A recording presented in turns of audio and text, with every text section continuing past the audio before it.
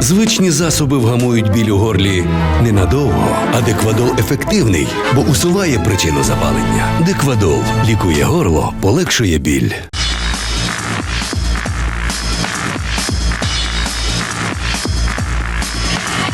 Авдіївка тримає удар, але це робити дедалі важче. ЗСУ відбивають навалу загарбників, які крок за кроком пробують прорвати українську оборону. Окупанти намагаються просуватися околицями міста. Про тактичні успіхи росіян у південній та південно-західній частині Авдіївки заявили в Американському інституті вивчення війни. Називають навіть і вулиці, де тривають бої, зокрема Соборну. Утім, у міській військовій адміністрації з місця події спростовують заяви аналітиків. Кажуть, ворог намагається прорватися, але його методично знищують. Царська Хота повністю під контролем Збройних сил України, вулиця Соборна під контролем Збройних сил України.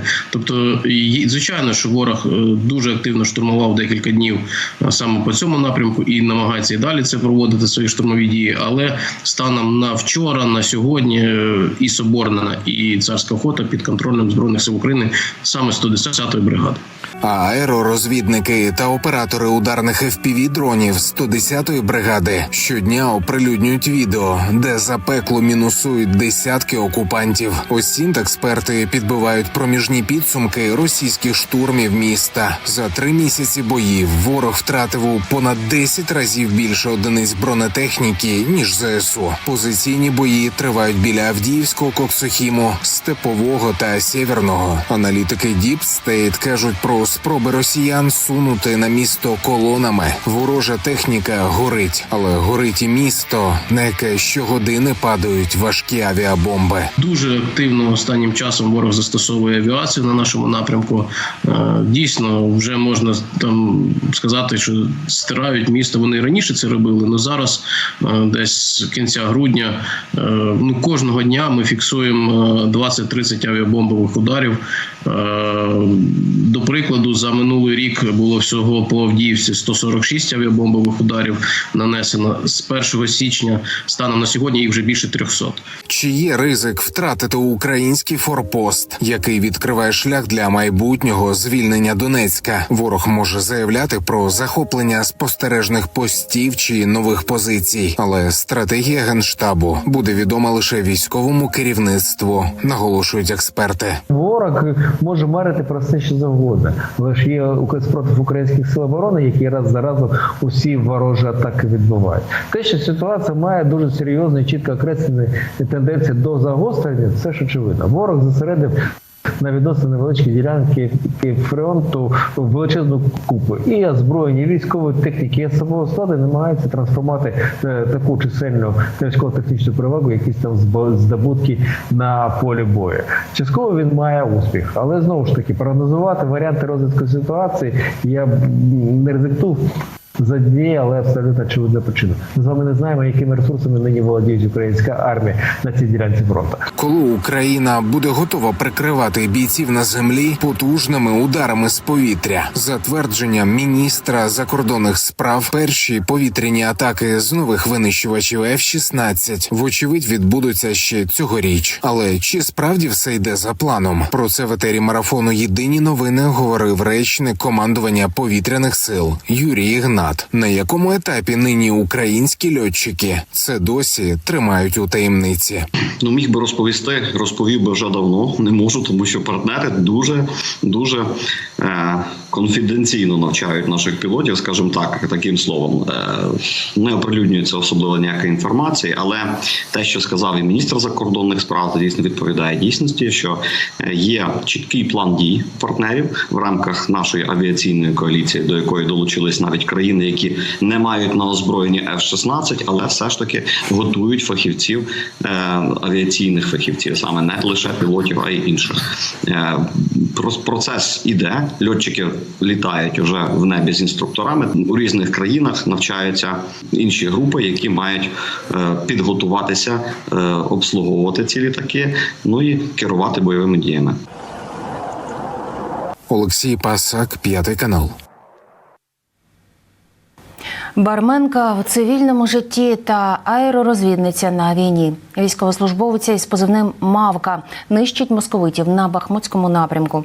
Про недбалість російських окупантів та як ставиться до мобілізації жінок Мавка розповіла нашим колегам із армії ТБ. Працювала барменом, жила на Голосіїві. Просто, звичайна чувіха. Давай, топ твоїх боєприпасів, які ти скидала. 17-й. Ти кажеш, не подобається. Я взагалі його навіть, мені здається, я його не скидала. Я тупо от 40-очки. Ну, з багатої сім'ї, звісно.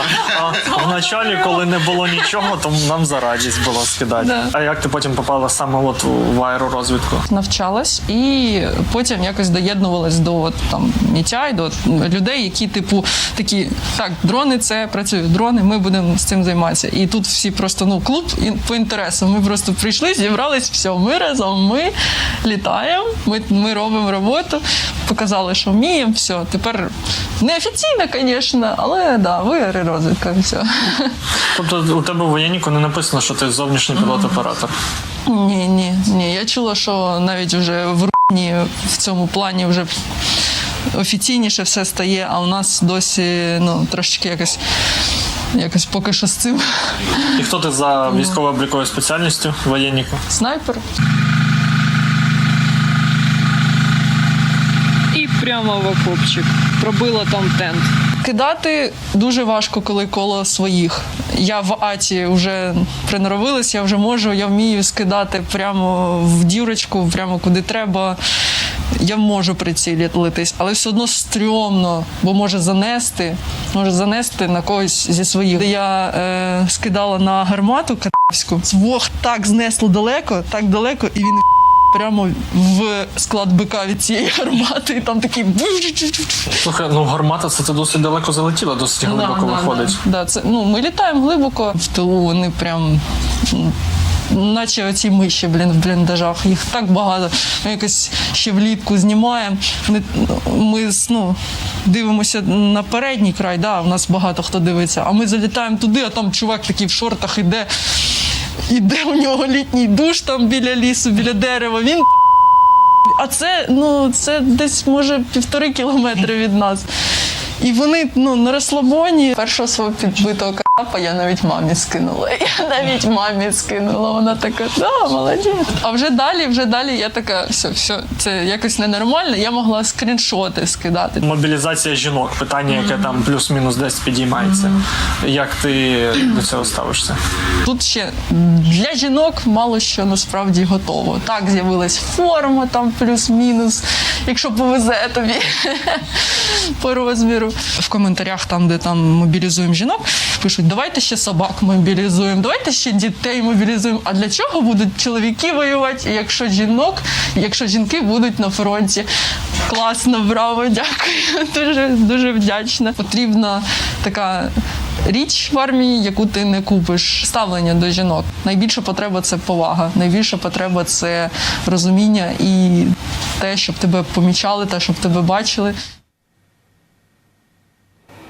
Знову, друзі, Польща готує новий оборонний пакет для України після тривалої паузи. Про це заявив польський прем'єр-міністр Дональд Туск під час візиту до Києва. Це його перша поїздка до України за час нової каденції. У столиці мав зустрічі з українським прем'єром та президентом. Разом із Володимиром Зеленським Дональд Туск обговорював і так звану зернову кризу між обома державами. Про що домовилися лідери та чи варто сподіватися на поліпшення відносин між Києвом та Варшавою, Христина Катерина розповість. У Києві Дональд Туск не вперше. І як прем'єр Польщі також. Але цей візит дебютний у другій каденції. Спершу зустріч з українським колегою Денисом Шмигалем і вшанування полеглих героїв. Обидва прем'єр-міністри кладуть квіти до стіни пам'яті на Михайлівській площі.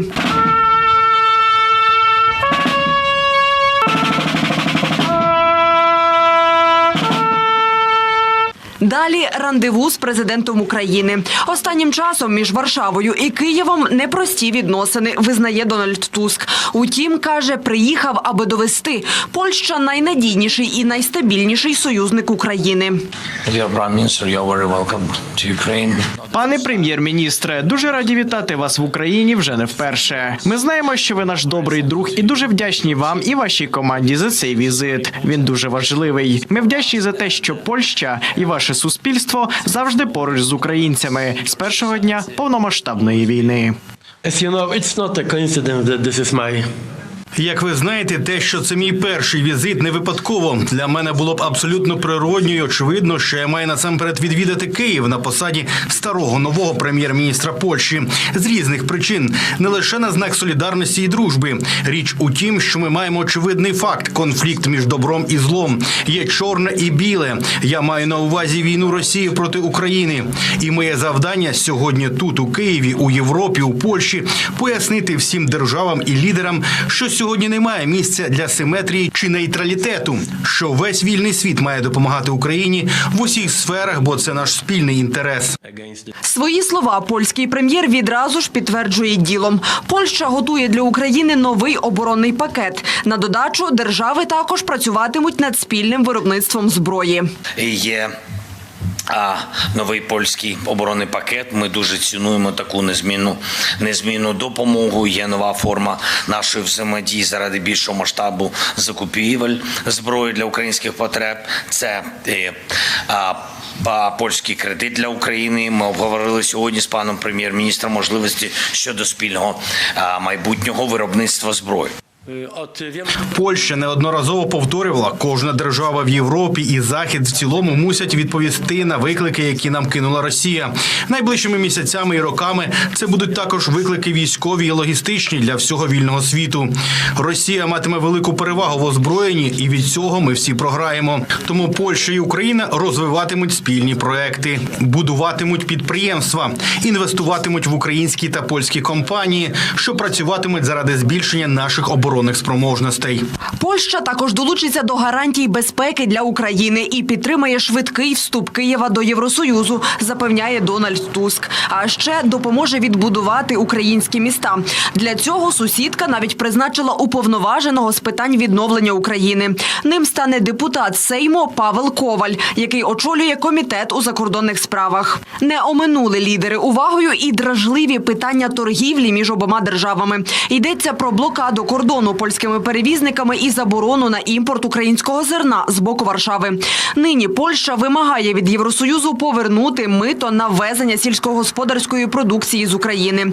Дональд Туск обіцяє шукати практичні рішення, як це роблять друзі, щоб не залучати до процесу міжнародні інституції. Президент Зеленський добре знає, що в Польщі різні емоції, конфлікти. Це ж демократія. Нещодавно були вибори теж дуже емоційні.